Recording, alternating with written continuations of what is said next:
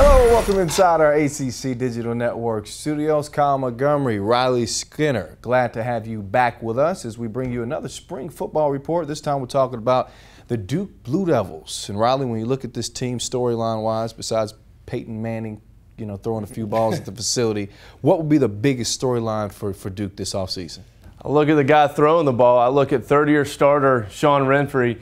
He's got a chance to help Connor Vernon rewrite the record books at Duke, and it's going to be fun to watch them go at it this year. Yeah, you mentioned those two guys as we show you what you need to know about this Duke Blue Devil team. How about 17 returning starters, 9 on offense, 8 on defense? Of course, a part of those 9 on offense would be Sean Renfrey and Connor Vernon, explosive at their positions.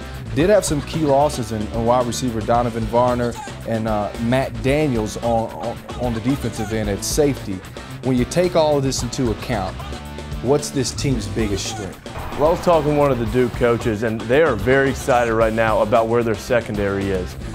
They've got veteran corners Ross Cockrell and Lee Butler that are going to hold down the outsides on the cornerback position. They're going to have to refill the position of all ACC Matt Daniels at safety, but they've got some guys who've got a lot of games under their belt, and they think that's going to be their biggest part of the team right now. All right, so give us the bad news. What's the biggest question mark for Duke? Well, I'm going to stay on the defensive side of the ball because not only is their secondary good, they've got a lot of uncertainty, though, right now on their front six, on the defensive line and at linebacker position. They had to play a lot of young guys last year when they didn't want to, whether they were just shallow at depth and also injuries. And unfortunately, a lot of those injuries carried over into spring ball, and some of the linebackers and defensive linemen who they're looking to get play out of this year were sidelined again. And when you're young, you need reps, and they didn't get reps this spring. That's going to be a big question mark. Well, let's get a look at this 2012 Duke Blue Devils schedule. And you see right off, September 8th, they got a tough one at Stanford. They do get North Carolina Central at home. That should be a breeze. No disrespect to North Carolina Central. And, of course, they get North Carolina at home on October 20th.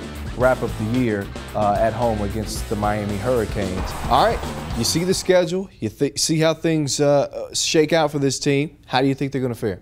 I think they're going to fare a lot better than people think. They've been knocking on the door. They're in so many close games.